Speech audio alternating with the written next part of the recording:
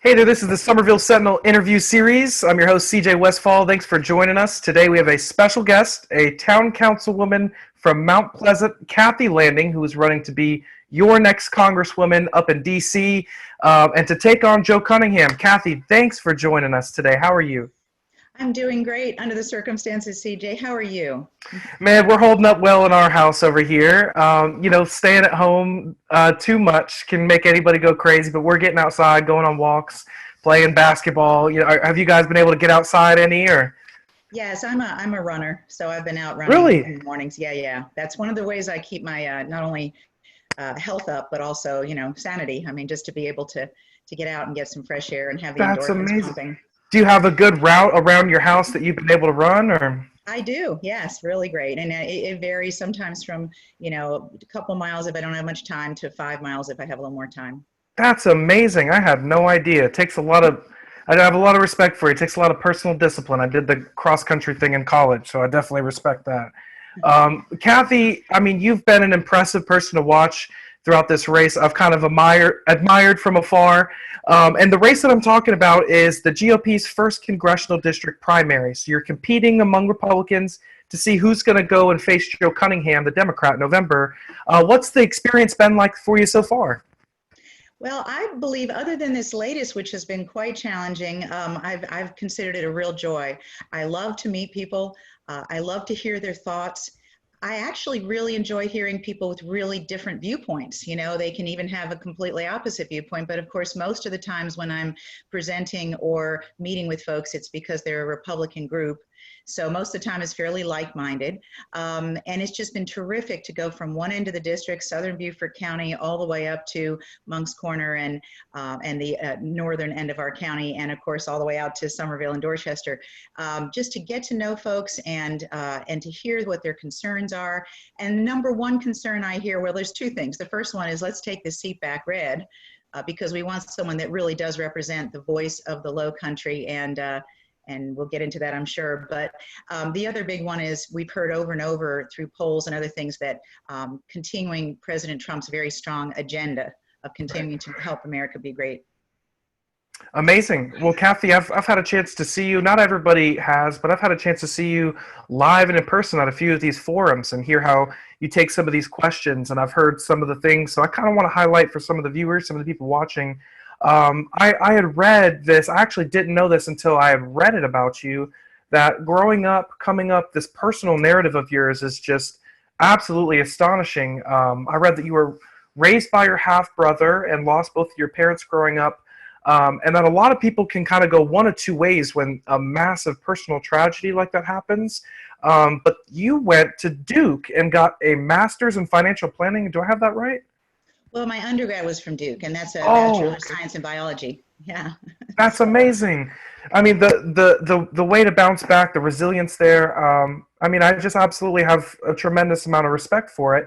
And then now, today, you're serving on the town council of Mount Pleasant. Is that right? Correct. How many years have you been? I actually didn't look that up. It's about 2.5 at this point. 2.5. And so Mhm. in the 2.5 years, they must have really liked you, because in the 2.5 years, you've become the chair of the Economic Development Committee, the chair of the Finance Committee. And then I also read that, and this is something near and dear to my heart, that you have overseen and passed balanced budgets with no tax increases every year. I mean, how do you do something like that in a town like Mount Pleasant? Well, first of all, let me just say thank you for asking. And I am the chair of economic development. My good friend Tom O'Rourke is actually the chair of finance, but I am on Oh, finance. But I am on the finance committee. It's okay. And but I also serve on public services, transportation, fire, and HR. And I was prior also on bids and purchases, and then that was shifted out for two of the others. So so it's a busy schedule. And how do I do it? Well, first of all, I didn't run for office until after my children were grown and out of the house, and all of a sudden I realized I had all this capacity. right. I've always been very involved in the community as a volunteer and serving on boards. and everything from church finance committee to the crisis pregnancy center. Wow. When we lived in Greensboro, North Carolina for 2 years, I served. I lived there 14 years, but 2 years I served there. And also Operation Smile, which is the thing I've been involved with for the longest. I've been a volunteer for almost 25 years and chaired the board there. So Wow. being involved in elected office was about taking the skill set that I had honed, which includes the finance background for 35 years now, but also communication skills, diplomacy, and problem solving. And these seem to be things that would really help working with a broad group of folks, like a community. And in fact, it has been. The hardest part for me is I always want everybody to be happy, and that's impossible. But if you can listen and really try to incorporate everyone's thoughts, then even if they're not 100% happy, hopefully they see that, you know, you have your heart in it. And I think people know that regardless of whether they agree with me 100%, that they know I don't have a hidden agenda and I'm trying to do the right thing. Well, that's very well put, Kathy. And this district, I'm a politics geek, so I'm going to get into some of that here. This district is extremely unique and very independent in how they vote. A long independent streak. The Berkeley, Dorchester, Beaufort, Charleston. It's an independent district that's elected Mark Sanford, who is, you know, one way on some issues, and then now swung in 2018 back to the Democrats for the first time in, I want to say 30 plus years. So as you watched this happen in 2018, when did you kind of know, hey, this is something I might be interested in doing? We got to win this seat back. When did you decide that it was you that should put your name in? Well, interestingly enough, I love serving on council. Zoning codes were new for me, so I had to get up that learning curve quickly. Mm-hmm. Understanding economics and finance and how bad policy out of Congress affects everyday people is something I've seen for well over 3 decades in my work. And so I've always had a tremendous interest in what goes on, but had not actually thought about running. What happened is after Joe Cunningham won this seat, I started having people try to recruit me. And this is everything from family that live in Beaufort who are very involved in the community to later on, I had people coming up to me after council meetings. I had women that were leadership in the Republican Party clubs in the area calling me and saying, we really, really want you to run. And so I started thinking very seriously. And fast forward, the more research I did, the more I discovered that the reason that we have such bad policy sometimes in terms of impact on everyday people is because we don't really have many people up in Congress right now who understand the economy. We have, the economic advisor, Larry Kudlow, to the president, and we have other folks, but not in Congress itself. There's only a handful of people, especially on the GOP side. Not a single financial planner. Wow. And one of my number one things as a financial planner over the last 35 years is helping businesses, individuals, and families do a budget. So no wonder we haven't passed a budget in so long. We haven't had a real budget in a long time. That's why they do these continuing resolutions all the time. So that was a big part of what made me think, hey, I should probably try to step up. But it was a huge decision because it's a big commitment. And once you commit, you better stick to it and you better be serious, which I am, absolutely. And I can definitely tell. So let's talk about your expertise, budgets, and let's say Kathy Lanning gets elected, goes into the House of Congress, and you're working on that budget, and you're having to deal with the polarization that exists in DC. How do you think your expertise within your first couple years can contribute, despite how polarizing Congress can be at times? Well, excellent question. And I think one of the things I want to share with people, because sometimes when people hear the word budget, they kind of glaze over, because it's not the most do. It's extremely important, but it's not the most exciting topic. But what I want to share on this is I'm actually conservative on all those other security issues too, which I'm sure you'll ask me about. So just so people know, that just happens to be my forte that we don't have many people that know about. But I'll start there. And that is that there are a lot of, I actually called our former Congressman, Mark Sanford, and asked him one time, I said, Mark, you were always known as a fiscal conservative.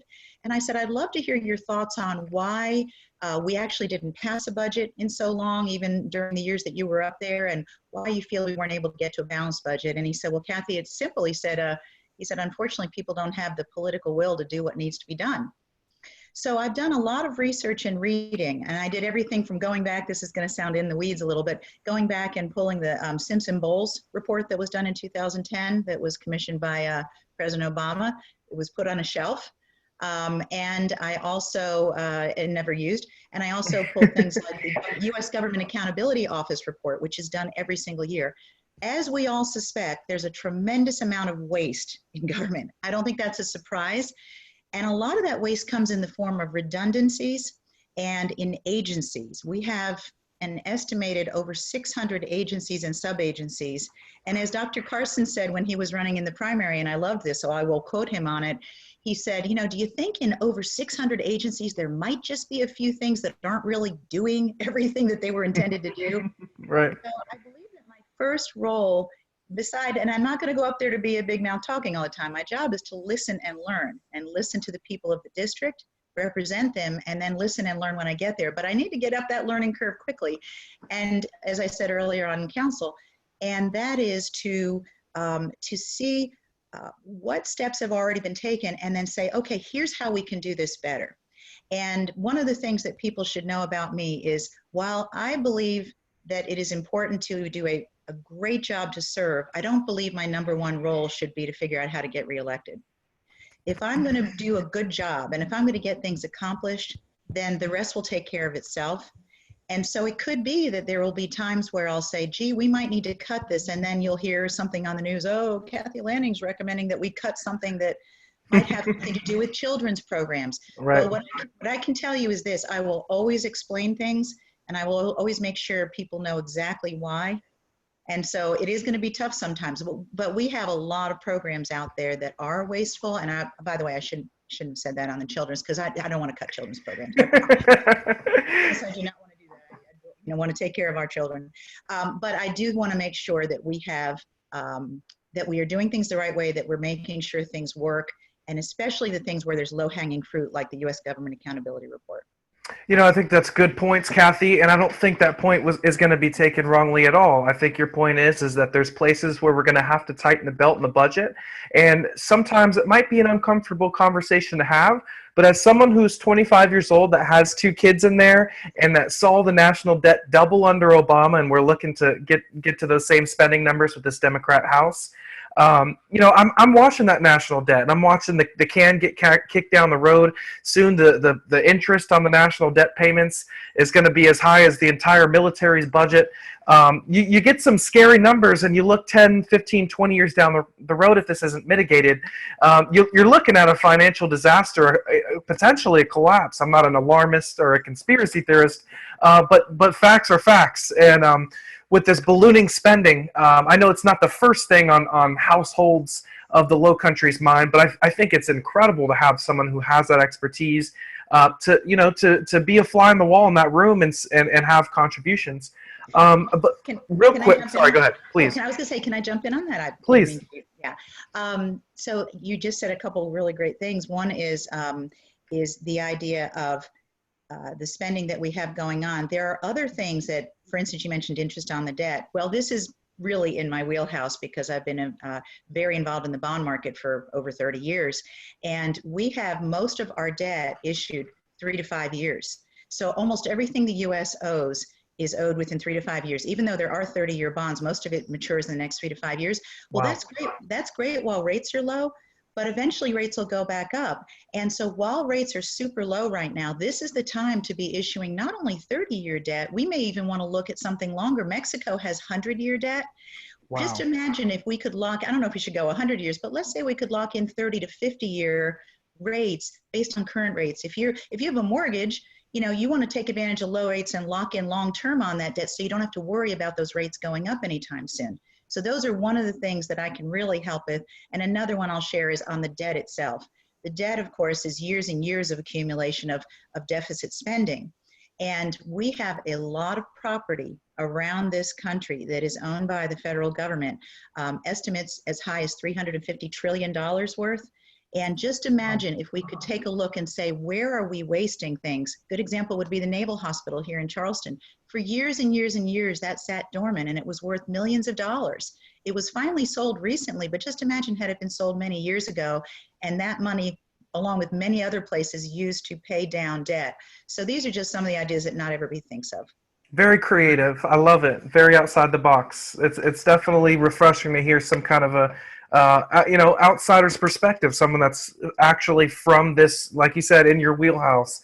I have a couple things that I haven't quite heard you speak about before. So I've heard some of what you have to say. Now tell folks in the Low Country, what is your campaign mostly centered around? What are maybe the two, three issues that are most near and dear to you and that you're most inspired to take to DC?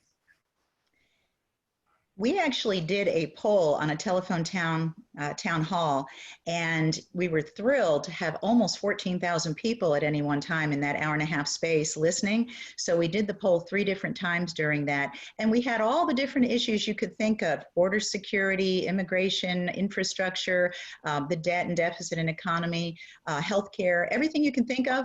And you know, the number one thing every single time by 66%, almost precisely, was continuing the Trump agenda, helping President Trump continue to do what he's been trying to do. So by the 3rd time we did the poll, the moderator asked me, he said, "Kathy, why do you suppose that keeps coming up as the number one choice?" I said, "I think it's because the president's trying to tackle everything. He really is trying to tackle everything. Now, right now, he's had to be completely focused on the coronavirus and the impact on our people and our health and our economy. But before that, he was doing everything he could on all those above issues.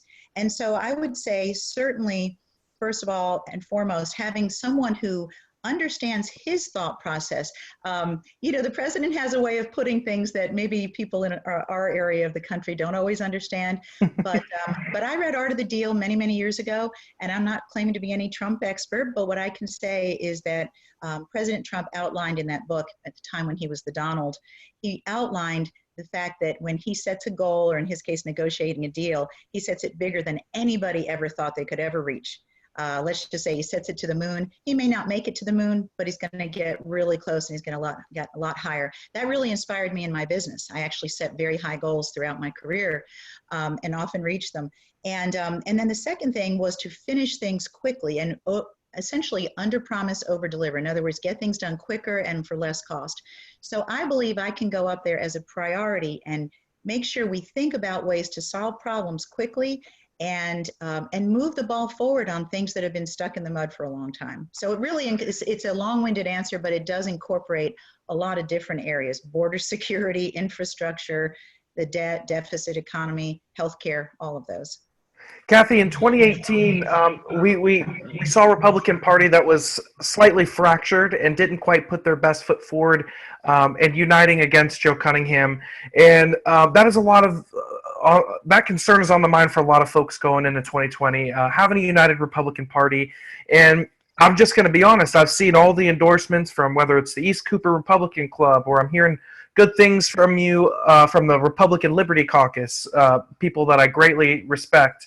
And it kind of seems like no matter where you are in the Republican Party, someone has a positive opinion of Kathy Landing. How can we put our best foot forward? You seem like a great candidate to beat Joe Cunningham. And what's going to be the strategy to kind of two-part question? How can we put the best foot forward to beat Joe Cunningham? And then secondly, how can you overcome his single-issue environment message that he kind of won with last time? Okay, I'll start with how we can beat Joe Cunningham together. So together is the key. We need someone who is a uniter, not a divider. We need someone who can listen to people and incorporate, as I said earlier, ideas from all perspectives. And although Republicans in the Low Country tend to be like-minded, they also have their own ways of coming at their thoughts. And it's important that we have someone that can really speak to that. And I'm really thrilled to say that the different, sorry, you're probably hearing my dog now in the background. You're fine, mine's right here.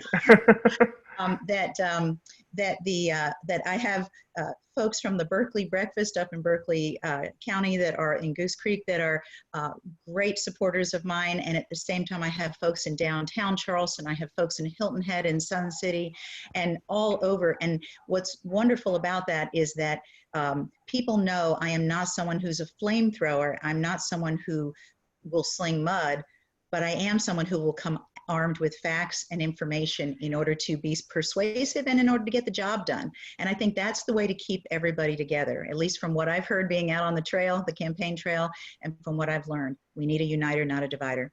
The second thing was about, and well, you also asked about how we beat him in general. The second thing on how to beat him is my campaign, and it actually started with my husband in July last year, came up with the idea of, he's a nice guy, why don't we just look at how he votes? Right. And so sure enough, we came up with, as you've seen, I'm sure, the graphic of the congressional report card. And it's updated every month, and it shows, now it's over 700 votes, and it shows that 89% of the time Joe votes with Maxine Waters, 88% with Adam Schiff, 87% with Nancy Pelosi, and 85% each with Ilhan Omar and Rashim Tlaib or whatever. Anyway, and so these people are not the voice of the low country. And some people might say, well, that means he's 12 or 15% with, you know, with the president and Republicans, but actually it's not true.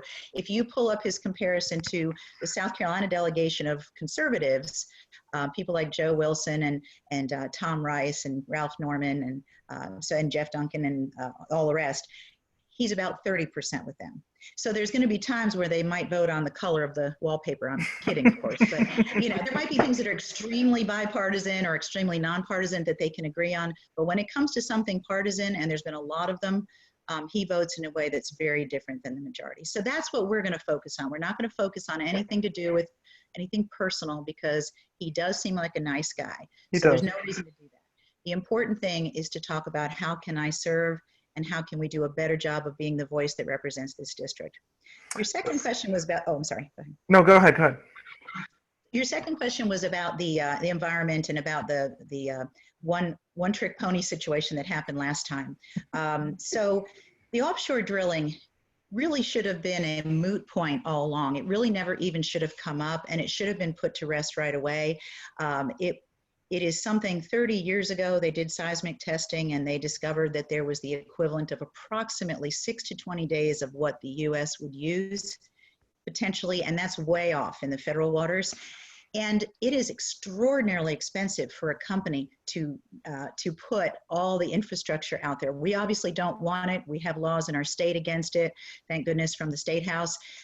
But more to the point on this part is that it would make absolutely zero sense for any company to waste their money to put all that out there for something that might give them 6 to 20 days supply. Right. Moreover, we have so many places in our country now, and of course right now oil prices are through the floor, but we have so many places in our country where you can get oil for such a low price that it will never make sense to go offshore here in South Carolina to do that. So it really should never have even been an issue. And I have a lot of facts and information on that I can bring up if necessary. I'm also a big proponent of taking good care of the environment, but not doing so with federal regulation pushed down all the time. There's times where you need some of that, but we have a lot of it. And there's a lot of times where it ends up causing a lot of problems. Kathy, your intelligence is showing here, because you blew my mind. And when you talk about Joe Cunningham, I mean, he really was the charming single issue guy in 2018. And he did come off as the moderate, but I think you're making a great argument that this is who he was presented to you as. But for the folks who voted for him, this is not how he's been voting. He's been voting with the extremist AOC. He's been voting with Ilhan Omar. Over 80% of the time. I think that's a great way to illustrate it. And I see even supporters of other candidates, the other Republican candidates, sharing your report cards, not even realizing that your logo is imprinted in the back of it. So I'm sure it's been tons of free publicity for the campaign. Yeah, it does. It goes viral every time. If you want to call viral, 40 or 50,000, It does. Yeah. Okay, well, I promised I wouldn't take too much of your time. I do have just a couple more things to ask. You are a self-described constitutionalist, which is right up my alley. And one thing that's just kind of upset me, and I won't name names or sling any mud, but sometimes Republicans will be on board with some of these gun control measures that are well-intended. People are well-intended and wanting to protect their families and wanting to keep guns out of the hands of folks that are mentally ill. A lot of these folks don't realize there's a lot of this already in place when you go buy a gun and you take a background check. So, Constitution, what are your thoughts on the red flag law? This is actually someone in my group requested to me ask you this. Does it infringe on the Fourth and Fifth Amendment if you have someone that's not available to have their day in court, but still have their guns taken away, and they could have them taken away for up to a year, even if they didn't do anything wrong? Where do you stand on the whole ERPO issue? Okay, so first let me start by saying I am very much pro Second Amendment, and I personally have a CWP, concealed weapon carry. And the reason I do that is because I used to have to travel on business and drive by myself in places where if I ever broke down, it could be compromising. And so I just thought if I'm ever going to have a weapon, I want to make sure that I know how to use it properly, that I've been trained. And so that's how I do things. And so I did that. That said, I have a real concern with how far outside the Constitution so much of our policy today is. So to get to the point on red flag laws, I believe strongly if we enforce what's on the books properly, that we don't need red flag laws. And what's upsetting to me is people always try to use an excuse here, an excuse there for a lot of our laws as to a reason to pile something new on. And all that does is get us further and further away from our liberties. So I'm very, very big on getting, as my good friend Bob Menges loves to say, and he is my constitutional advocate and essentially tutor, but I don't mean tutor that I don't know about it, but he's really worked with me as he did with Tim Scott when he was running for Congress. Very, very honored to say that. And he shows how you apply this to policy on tough issues that they're facing right now. And that is so helpful. And the bottom line is we're way outside the Constitution already. We need to get back inside the fence of the Constitution, and it certainly applies to the Second Amendment. Amazing, amazing. Well, Kathy, I promise I won't take too much of your time. I'm going to give you two very quick last questions. First, I've always wanted to ask you this, your thoughts on free market healthcare, how that could drive down costs for people. And then secondly, sometimes when you're fighting for things like a budget or you're fighting for cuts in spending, you can find yourself being the only one standing for what's right. You see Thomas Massey sometimes being the only lone voice up there. Are you comfortable with being the only lone voice? Sometimes CNN will just be bashing you, calling you a heartless conservative because you want to, tighten the buckle of the budget. Are you comfortable in that environment? And then secondly, last, I promise, free market healthcare, how can that bring down costs? And do you have a plan for that? Yes, as a matter of fact, what I did is rather than write out a lot of words of a plan, I have a page on our website, which by the way is kathylanding.com, Kathy with a K, landing.com. And on that site, there's a thing that says media. And if you click on that, it has news, it has the report card, and then it has videos. And on the videos, not only do I have a number of videos that include television ads we've done and, who is Kathy Landing, kind of an intro piece for 3 minutes, but I have fireside chats.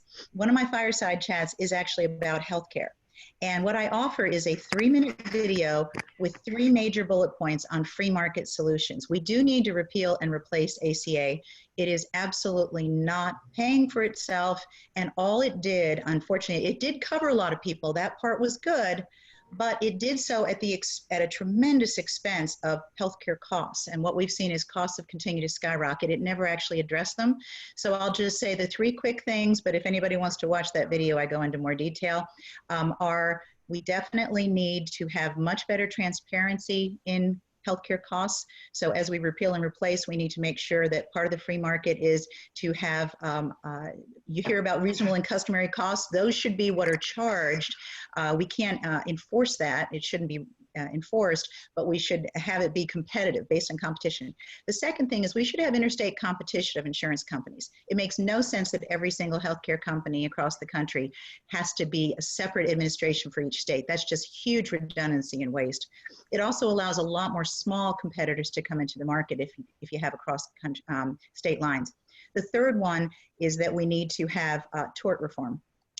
When you have 60% lawyers in Congress, it's very hard to talk about reforming our litigation system. But the reality is there should be consequences. If you go out and go after somebody for something that you think they've done wrong, you better have a leg to stand on. Unfortunately, right now we have a moral hazard. We have people able to go after people and have absolutely no downside whatsoever. And that creates a lot of unintended consequences. Let's see. You had another question. What was the other one? Just being the lone voice sometimes. Oh, yes. We can call it on the budget. Are you okay with standing alone sometimes in Congress if you have Yes. to? Yes, and as a matter of fact, I've already done that. I've already done that a couple times, and I was the 1 versus 8 on a vote on something that I felt very strongly, and I had really good grounds for what I was doing, and I explained it very well. In fact, people thanked me for my explanation, even though they didn't go along with me. And then I've had times where I stood up strongly on something. There's a video on that site I was talking about on my website, where I was able to persuade my fellow council people on something that the room was heavily in one direction. So there's going to be times, but what I will always do, as people have said many times, and all of my fellow council people have said this, I'm always respectful. I always explain my position, and I will always continue to be able to smile and talk to people afterwards. So I think the most important thing is you can disagree and you can stand up for things that are tough, and that's okay, but you can still be a real person too. You can still be a real human being and go on about, your business and doing the right thing. Man, what a great way to finish and wrap it up, Kathy. That was fantastic. Thanks so much for joining us. I wish you all the best. KathyLanding.com is where they can find out about you and watch those videos. Yes, and also we're on all social media as Kathy Landing SC1, or if you go on Facebook, if you're already on Facebook, you can just search for Kathy Landing and then just like or follow the page. I'd love to have you there. We put things out every single day. So. June 9th, there is a Republican primary. Kathy Landing is a candidate. She is looking for your vote. Check out KathyLanding.com.